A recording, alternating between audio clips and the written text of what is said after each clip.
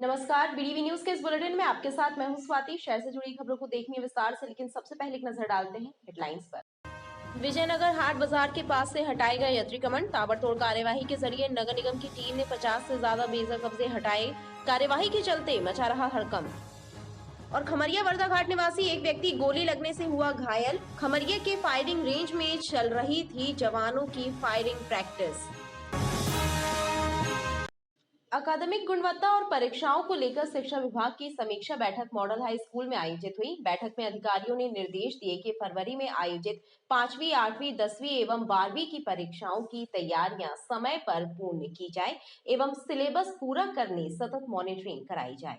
School शिक्षा विभाग की एक समीक्षा बैठक मॉडल स्कूल में आयोजित हुई, जिसमें मिडिल स्कूल एवं हाई स्कूल की परीक्षाओं को लेकर तैयारियों की समीक्षा की गई। पाठ्यक्रम पूरा करने एवं उसकी सतत मॉनिटरिंग कराए जाने के निर्देश भी दिए गए। बैठक में शैक्षणिक मॉनिटरिंग के तौर तरीके भी बताए गए। बच्चों ने क्या काम किया है और शिक्षक ने उसे, हम अलग अलग बच्चों की वर्कबुक देखें, एक ही टाइप के नहीं जो एक लाइन से बैठते हैं। हम अलग अलग टाइप के, मान लीजिए 4 बच्चे करते थे तो एक ही देखे, फिर लगभग 3 वर्कबुक देखे तो हमें समझ में आ जाएगा कि कुछ बच्चे जो शिक्षक बताते कि मेरा 15वां सप्ताह है और तीसरा दिन है, तो एक बच्चे को 15 सप्ताह और तीसरा दिन पूरा हो गया होगा, लेकिन बाकी बच्चे हो सकते कोई 14 में हो, कोई 13 में हो, इस तरह से होगा। इसके बाद फिर हम उस डेट पर जाएंगे। जिले की अकादमिक गुणवत्ता और परीक्षा को लेकर के बैठक आयोजित की गई थी। बहुत महत्वपूर्ण बैठक थी कि अब चुनाव और उसके कारण जो हमारा कार्य बाधित हुआ था, तो आगामी 1.5 महीने में, क्योंकि फरवरी माह में परीक्षाएं आयोजित होनी है, तो हम किस तरीके से जिले का 5वीं, 8वीं, 10वीं, 12वीं का परीक्षा फल में सुधार कर सकें, इसके लिए स्कूलों की रेगुलर मॉनिटरिंग हो। वो मैडम ने एक फॉर्म बनवाया है, गूगल फॉर्म।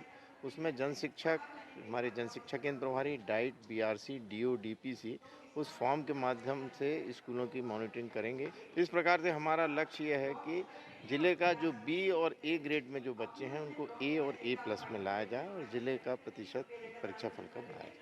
बैठक में प्राचार्यगण, विकासखंड शिक्षा अधिकारी, बीआरसी एवं जन शिक्षक मौजूद। रबी की फसलों की बुआई के लिए जिले में 2,80,000 हेक्टेयर रकबा निर्धारित किया गया था, जिसमें से 2,23,000 हेक्टेयर में रबी की फसलों की बोनी की जा चुकी है। कृषि विभाग के अधिकारियों के अनुसार फिलहाल 25% गेहूं की बुआई शेष रह गई।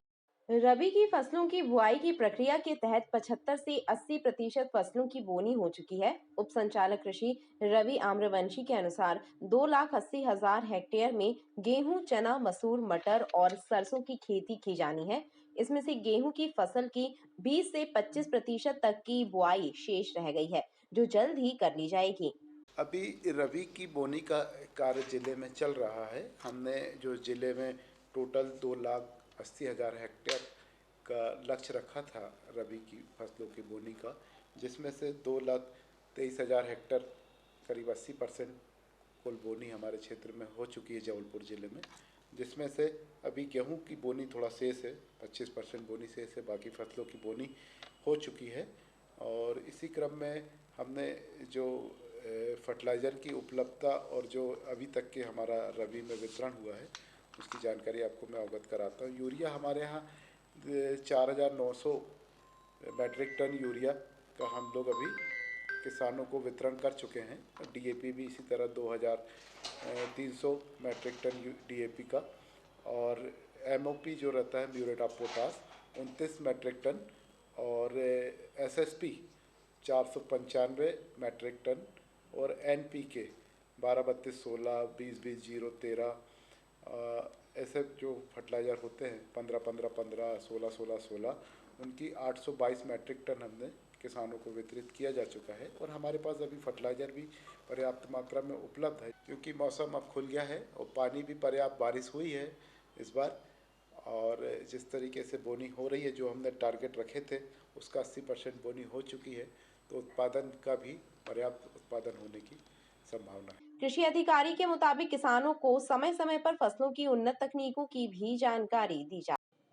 अमानक नंबर प्लेट लगाने और बिना हेलमेट लगाए वाहन चलाने वाले चालकों के विरुद्ध यातायात विभाग के द्वारा चेकिंग अभियान चलाया जा रहा है। इसके तहत शहर के विभिन्न चौराहों पर वाहन चेकिंग चलाकर चालानी कार्यवाही यातायात नियमों का उल्लंघन करने वाले वाहन चालकों के खिलाफ यातायात विभाग द्वारा चेकिंग अभियान चलाया जा रहा है। इसी कड़ी में एम्पायर टॉकीज के पास बैरिकेड्स लगाकर वाहनों की चेकिंग की गई। इस दौरान बिना नंबर और अमानक नंबर प्लेट लगाकर वाहन चलाने वाले चालकों के चालान काटे, तो वहीं बिना हेलमेट लगाए दो पहिया गाड़ी चलाने वाले चालकों को समझाइश दी एवं उनसे भी जुर्माना वसूला गया।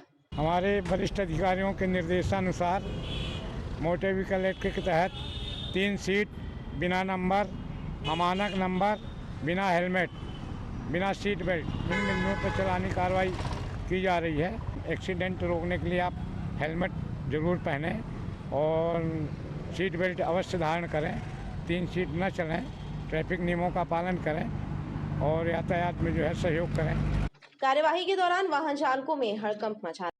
विजयनगर हाट बाजार के पास नगर निगम अन्य क्रांति दल ने ताबड़तोड़ कार्यवाही करते हुए 50 से ज्यादा बीजे कब्जे हटाए, साथ ही 7 से ज्यादा वाहन जब्त किए गए। अतिक्रमण विरोधी कार्यवाही के चलते क्षेत्र में हड़कंप मचा रहा।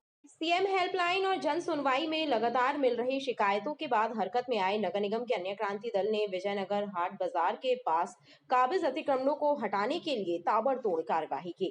कार्यवाही के दौरान 50 से ज्यादा शेड हटाए गए और 7 से ज्यादा वाहनों को जब्त कर लिया गया। यहाँ सड़क के दोनों तरफ लोगों ने जो कब्जे कर लिए थे, उन्हें बुलडोजरों की मदद से हटाया गया।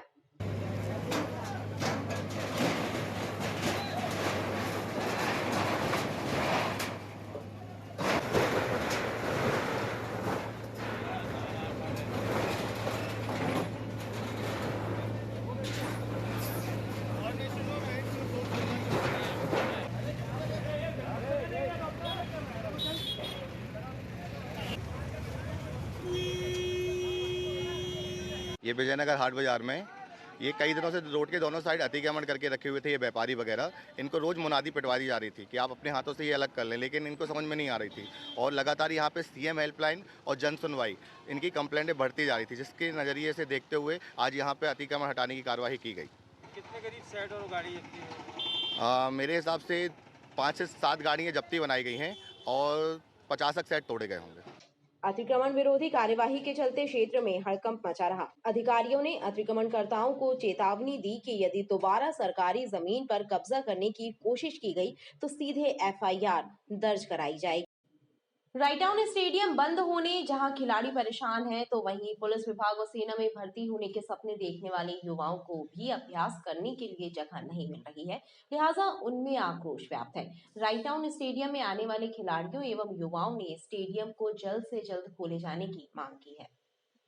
रायटाउन स्टेडियम का स्वरूप बदल गया है। करोड़ों की लागत से हुए कार्य के चलते फिलहाल स्टेडियम बंद कर दिया गया था, जो अभी भी नहीं खुला है, जिसके कारण खिलाड़ियों और सेना एवं पुलिस विभाग में भर्ती के लिए फिजिकल प्रैक्टिस करने वाले युवाओं को काफी परेशानी का सामना करना पड़ रहा है, क्योंकि उनके अभ्यास के लिए कोई अन्य स्थान भी नहीं है, बल्कि वो कई वर्षों से रायटाउन स्टेडियम में अभ्यास कर रहे हैं।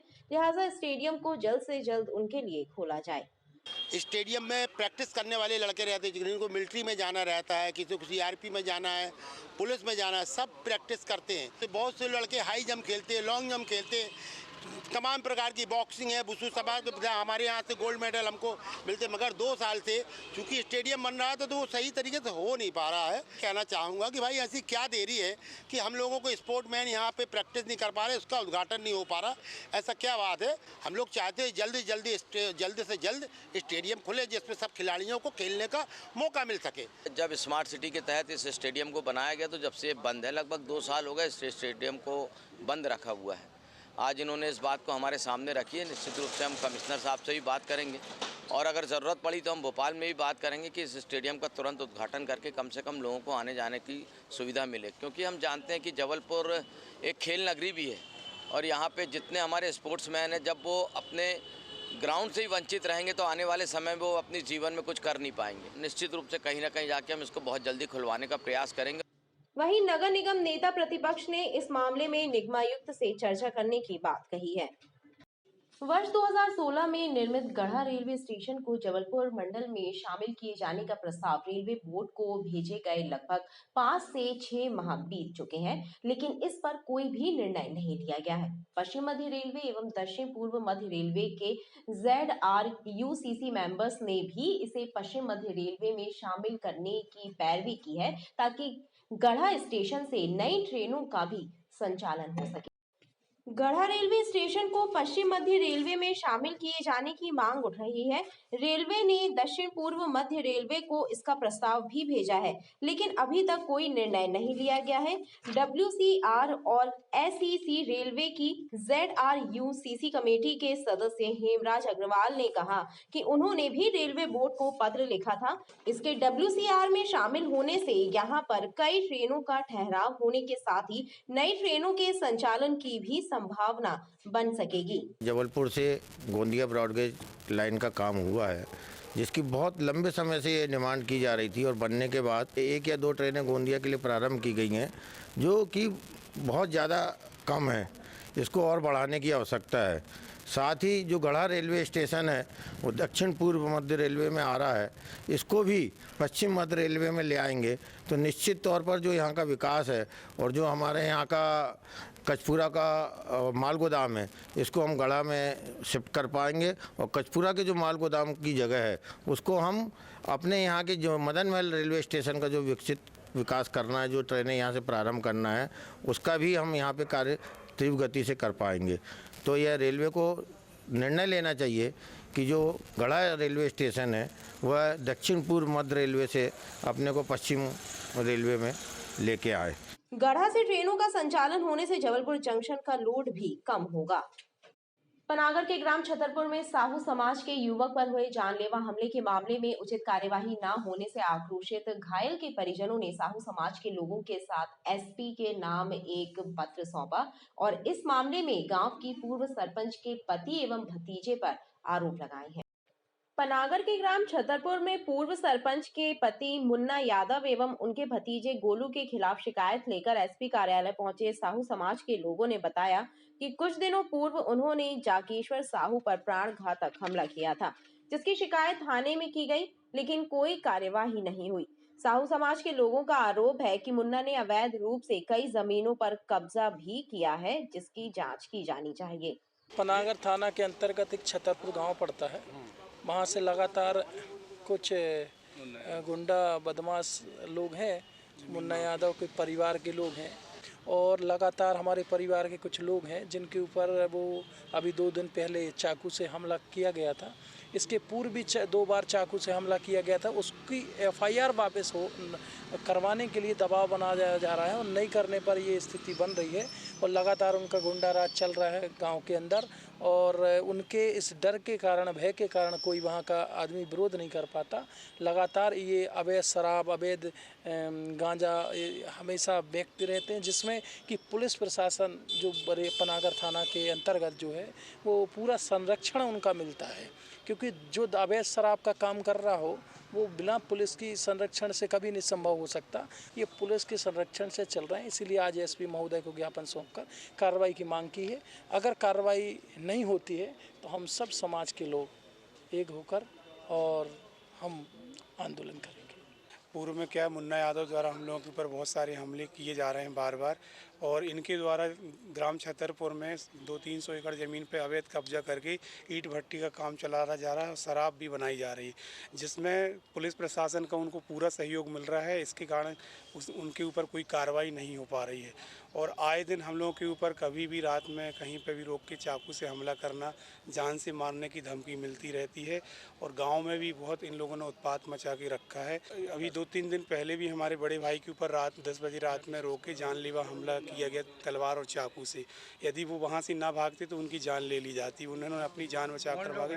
क्या नाम है? वो मुन्ना यादव का परिवार, मुन्ना यादव के भतीजे गोलू यादव, ललित यादव। हम लोग चाह रहे हैं कि पुलिस प्रशासन और सरकार जो है उनके प्रति उचित कार्रवाई करे और वहाँ पर लोगों को स्वतंत्र रूप से रहने, अपने जीवन का क्रियाकलाप करने का, शांति रूप से जीवन यापन करने का मौका मिले। नाम वहीं पुलिस ने इस मामले की विवेचना कर उचित कार्यवाही करने का आश्वासन दिया है। ग्राम छतरपुर थाना पनागर के अंतर्गत के साहू समाज के लोग आए हुए हैं और कुछ यादव समाज के लोगों को काफ़ी दिनों से उनके द्वारा जो है आपराधिक गतिविधियों को अंजाम दिया जा रहा है, ऐसा ज्ञापन दिया है। उनके खिलाफ आपराधिक प्रकरण भी दर्ज हैं, ये भी बताया गया है उनके द्वारा। और आए दिन उनके आपराधिक गतिविधियाँ बढ़ रही हैं, इस संबंध में ज्ञापन दिया है और इसमें संबंधित थाना प्रभारी सीएसपी को निर्देश जारी किए जाएंगे और सख्त कार्रवाई करवाई जाएगी। साहू समाज ने कार्यवाही न होने पर आंदोलन की चेतावनी दी है। वर्धा घाट में कैलाश धाम के पीछे फायरिंग रेंज में चल रही जवानों की ट्रेनिंग के दौरान गांव का एक व्यक्ति गोली लगने से घायल हो गया और उसे उपचार के लिए पहले विक्टोरिया लाया गया, लेकिन वहां से उसे मेडिकल रेफर कर दिया गया। बताया जा रहा है कि गोली व्यक्ति के हाथ में लगी है। खमरिया थाना क्षेत्र के वर्धा घाट रिठौरी गांव में गोली लगने से दिलीप बेन नाम का व्यक्ति घायल हो गया। बताया जा रहा है कि कैलाश धाम के पीछे फायरिंग रेंज में जवानों को बंदूक चलाने का प्रशिक्षण प्रदान किया जा रहा है। उसी दौरान गांव में रहने वाले दिलीप बेन को हाथ में गोली लग गई, लिहाजा उन्हें इलाज के लिए पहले विक्टोरिया लाया गया, बाद में उन्हें मेडिकल अस्पताल रेफर कर दिया गया है। दिलीप के परिजनों का कहना है कि 2 गोलियां चली थी। पहली गोली उनके कान के बाजू से निकल गई और दूसरी हाथ में लगी है। तो ये जैसे ही टिफिन लेके काम पे जा ही रहे थे, उतने में गोली आई और उनको हाथ में आके लग गई घर ही में। 8:30 बजे। वर्धा घाट के रहने वाले हैं, उनका दिलीप बेन नाम है। ये कैलाश धाम के पीछे फायरिंग हो रही थी, तो वहाँ से गोली उड़ के सीधे हमारे घर पे आई। 2 गोली आई, एक गोली आई तो कान से छू के चली गई और एक गोली आई तो जर्सी फाड़ के लग गई उनको। अंदर बहुत ज्यादा घाव बन गया। बोल रहे हैं कि 4 टाँके लगेंगे। मेरे दामाद काम पे जा रहे थे सुबह 8:30 बजे, वो टिफिन उठा रहे थे, उनके हाथ से छू के गोली अंदर लग गई और एक कान के पास से गया और इसके बाद हम लोग मेडिकल लेके आए हैं। ऐसी घटना कई चक्कर हो चुकी है वहाँ। बच्चे छोटी बच्चे हैं, आंगन में खेलते और आंगन ही में कई बार ऐसा कांड हो चुके हैं। आर्मी हो या पुलिस हो ये तो नहीं मालूम, मगर वहाँ हर साल ऐसी घटना होती है। वर्धा घाट में हर साल गोली आती है। पुलिस ने मामले को जांच में लिया है। थाना प्रभारी खमरिया ने बताया है कि वर्धा घाट के सरपंच ने सूचना दी है कि किसी दिलीप बेन नाम के व्यक्ति को कोहनी में गोली लगी है, जिससे छिल गया है, जो विक्टोरिया में भर्ती हुआ था, अभी मेडिकल चला गया है। जैसे ही मेडिकल से इस संबंध में आवश्यक दस्तावेज प्राप्त होंगे, उस हिसाब से उस दस्तावेज और उनके जो घायल हैं उनके कथन लेकर उसमें अग्रिम वैधानिक कार्रवाई की जाएगी। वहीं ग्रामीण आए दिन होने वाली फायरिंग से दहशत में है। खबरें लगातार जारी है, आप देखते रहिए BTV न्यूज।